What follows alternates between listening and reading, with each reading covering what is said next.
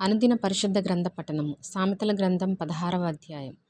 హృదయాలోచనలు మనిషిని వశము, చక్కని ప్రత్యుత్తరమిచ్చుటకు యెహోవా వలన కలుగును. ఒకని నడతలన్నీ వాని దృష్టికి నిర్దోషములుగా కనబడును. యెహోవా ఆత్మలను పరిశోధించును. నీ పనుల భారము యెహోవా మీద నుంచుము, అప్పుడు నీ ఉద్దేశములు సఫలమగును. యెహోవా ప్రతి వస్తువును దాని దాని పని నిమిత్తము కలుగజేసెను. నాశన దినమునకు ఆయన భక్తిహీనులను కలుగజేసెను. గర్వహృదయులందరూ యెహోవాకు హేయులు, నిశ్చయముగా వారు శిక్షనందుదురు. కృపాసత్యముల వలన దోషమునకు ప్రాయశ్చిత్తం కలుగును. యెహోవా యందు భయభక్తులు కలిగి ఉండుట వలన మనుషులు చెడుతనము నుండి తొలగిపోవుదురు. ఒకని ప్రవర్తన యెహోవాకు ప్రీతికరమగునప్పుడు ఆయన వాని శత్రువులను సహా వానికి మిత్రులుగా చేయును. అన్యాయము చేత కలిగిన గొప్ప వచ్చుబడి కంటే నీతితో కూడిన కొంచెమే శ్రేష్టము. ఒకడు తాను చేయబోవునది హృదయంలో యోచించుకొనును. యెహోవా వాని నడతను స్థిరపరచును. దేవోక్తి పలుకుట రాజు వశము, న్యాయము విధించుట యందు అతని మాట న్యాయము తప్పదు. న్యాయమైన త్రాసును తూనికరాళ్ళును యెహోవా యొక్క ఏర్పాటులు, సంచిలోని గుండ్లన్నీయు ఆయన నియమించెను.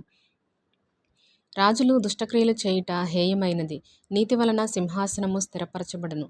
నీతిగల పెదవులు రాజులకు సంతోషకరములు, యథార్థవాదులు వారికి ప్రియులు. రాజు క్రోధము మరణదూత, జ్ఞాని అయిన వాడు ఆ క్రోధమును శాంతిపరచును. రాజుల ముఖ ప్రకాశము వలన జీవము కలుగును, వారి కటాక్షము కడవరి వానమబ్బు. అపరంజిని సంపాదించుట కంటే జ్ఞానము సంపాదించుట ఎంతో శ్రేష్టము. వెండిని సంపాదించుట కంటే తెలివిని సంపాదించుట ఎంతో మేలు. చెడుతనము విడిచి నడుచుటయే యథార్థవంతులకు రాజమార్గము.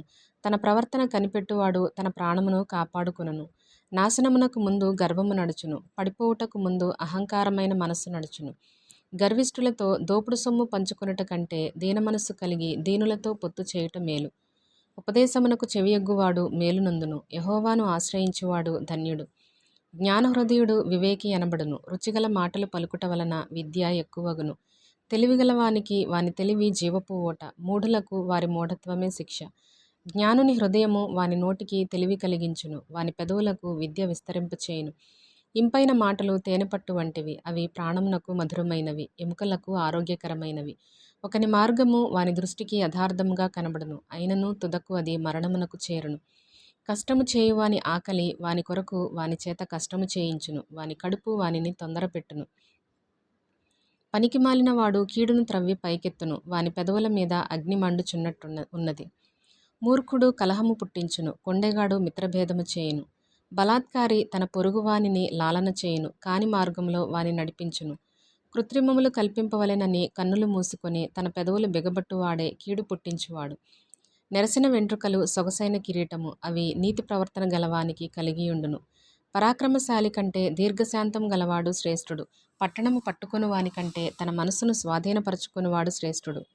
చీట్లు ఒడిలో వేయబడును, వాటి వలని తీర్పు యెహోవా వశము.